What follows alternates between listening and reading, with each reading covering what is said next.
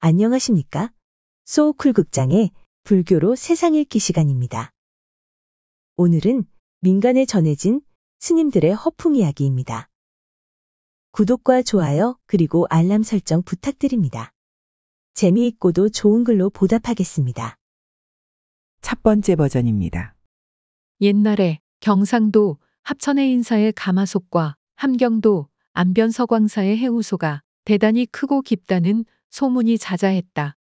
그래서 그것 좀 한번 구경했으면 하는 사람들로 해인사와 서광사 가는 길은 늘 북적거렸다.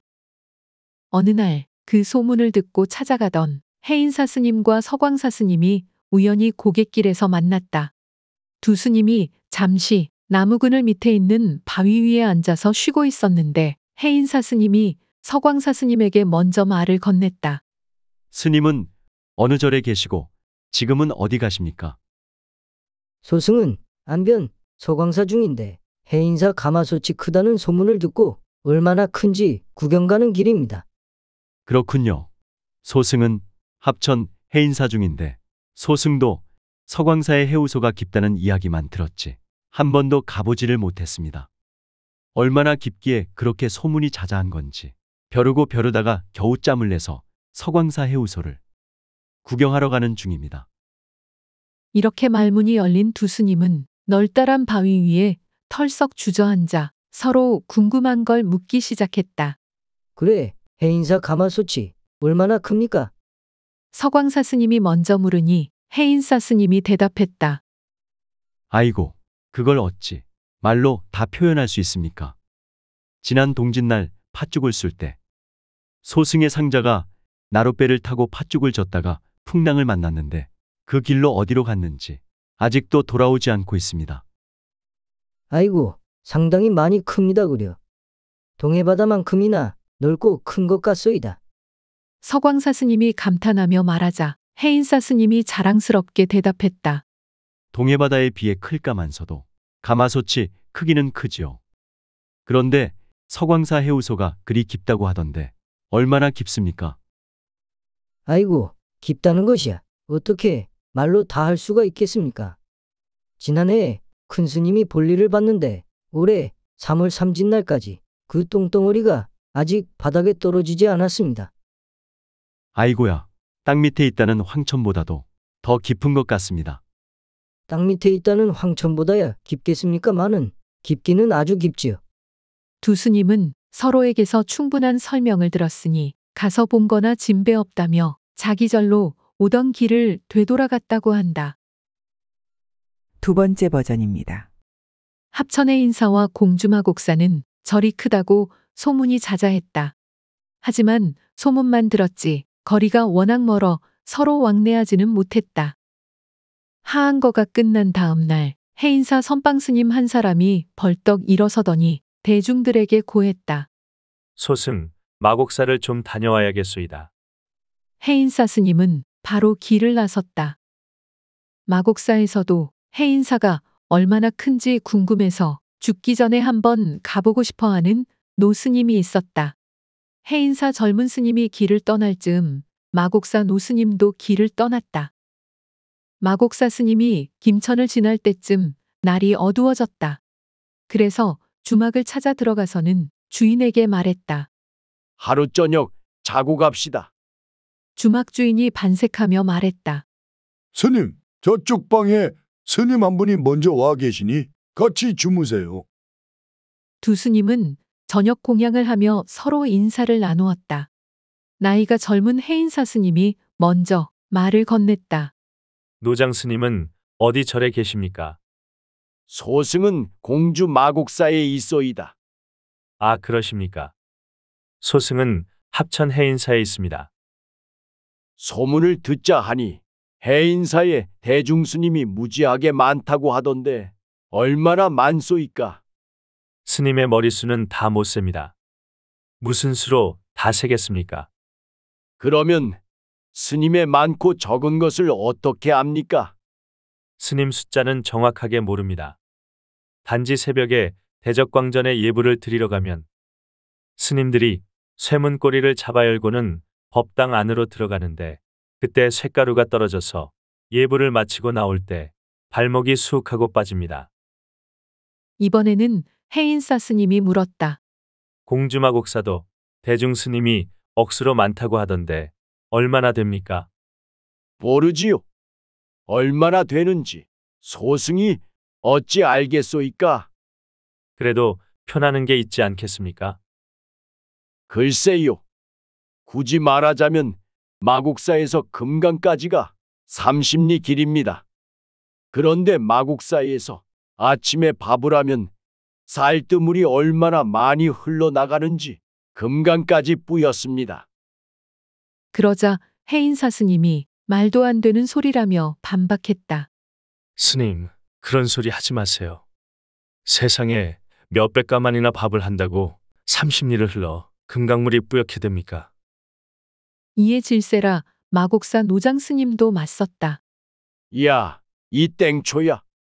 해인사중이 몇 억만 명이나 되기에 문고리에서 쇳가루가 발목이 쑥 빠질 정도로 그렇게 많이 나오냐? 다음 날 아침에 일어난 두 스님은 화가 안 풀렸는지 가서 볼 필요도 없다며 오던 길을 되돌아 자기 절로 갔다고 한다. 세 번째 버전입니다.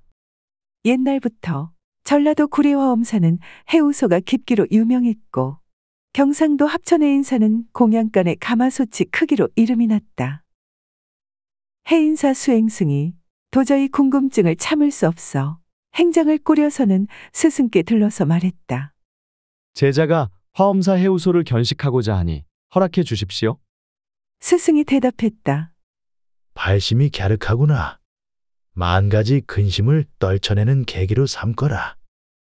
화엄사에서도 한 스님이 나섰다. 스승님, 해인사의 가마솥이 어찌 생겼는지 배움의 기회를 얻고자 합니다. 스승이 칭찬했다. 사부대 중에 보살핌이 어떠한지 알고자 하는 내 마음이 기특하구나. 다녀오너라. 두 스님은 길을 떠난 지 달포 만에 중도에서 만나 수인사를 나누면서 서로 알게 되었다. 나무아미타불. 소승은 화엄사에 있사온데 듣기로 해인사의 소치, 그 크기가 지리산과 버금간다고 하여 호기심에 길을 나섰소이다. 우리가 이렇게 만난 것도 부처님의 뜻일지니 소승의 궁금증을 풀어주소서. 대체 해인사의 가마솥은 얼마나 큰지요? 나무관세음 보살. 소문이란 게 참으로 부풀려져서 침소봉대되는 법인 것 같습니다. 해인사 밥을 축내는 몸으로써 그저 설명해 드리자면 작년 동지 팥죽을 쑤는데 공양주 스님이 팥죽을 젓느라 큰 주걱을 들고는 배를 타고 소트로 들어섰는데 어찌된 일인지 아직 돌아오질 못했지요. 언제 돌아올지 모르겠습니다. 대단하군요. 사해바다를 다 담고도 남겠소이다. 어찌 사해바다에 비기겠습니까? 그런데 화엄사의 해우소가 깊어서 만장폭포의 소보다 측량할 길이 없다고 하던데 실제로 그러한지요? 만장폭포라니 감당하기 힘듭니다. 소승이 길 떠나올 적에 소승의 스승님이 해우소에 들어 뒤를 보셨사온데 아직 바닥에 떨어지지 못했을 겁니다. 정월 초하룻날 이를 보면 섣달금음이 되어야 떨어지는 소리가 들리니까요. 과연 깊기가 필설로 형용할 수 없군요. 오늘 우리가 부처님의 가피로 만나 충분히 듣고 알게 되었으니 굳이 가서 볼 수고를 덜게 되었군요. 그리 알고 소승은 이 길로 돌아가 본사 스님들께 자세히 말씀드리겠습니다. 소승 역시 헛걸음을 면케해 주신 부처님의 은덕으로 도반들에게 일찍 이 소식을 전하게 되었습니다. 나무아미타불. 그리하여 두 스님은 가뿐한 마음으로 호쾌히 발걸음을 돌려 각자의 절로 되돌아갔다고 한다. 네 번째 버전입니다.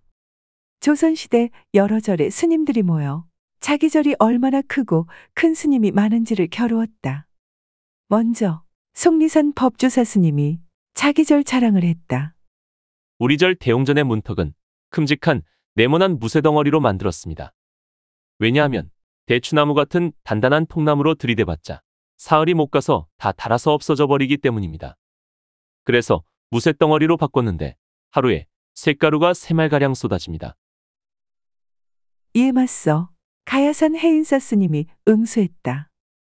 우리 절 해우소가 아마 천지간에 제일 큰 해우소일 거요. 한 번은 저녁에 변을 봤는데 이튿날 아침에 겨우 바닥에 떨어지는 소리가 들립디다. 마지막으로 영축산 통도사 스님이 여유 있는 미소를 지으며 말했다. 우리 절 판도방은 맨 아랫목에서 맨 윗목까지 가려면 말을 타고 3일 동안 달려야 합니다. 버전에 따라 중복되는 부분이 조금 있었지만 가능한 한 그대로 소개해 드렸습니다. 양지해 주시기를 바랍니다. 마무리입니다. 한 번은 법정 스님께서 법문하시면서 물었습니다. 이 절 저 절 가운데 가장 큰 절이 어떤 절인 줄 여러분은 아시나요? 법문을 듣고 있던 신도들이 고개를 갸우뚱했습니다. 그때 스님께서 이렇게 말씀하셨습니다. 그것은 바로 친절입니다. 들어주셔서 고맙습니다.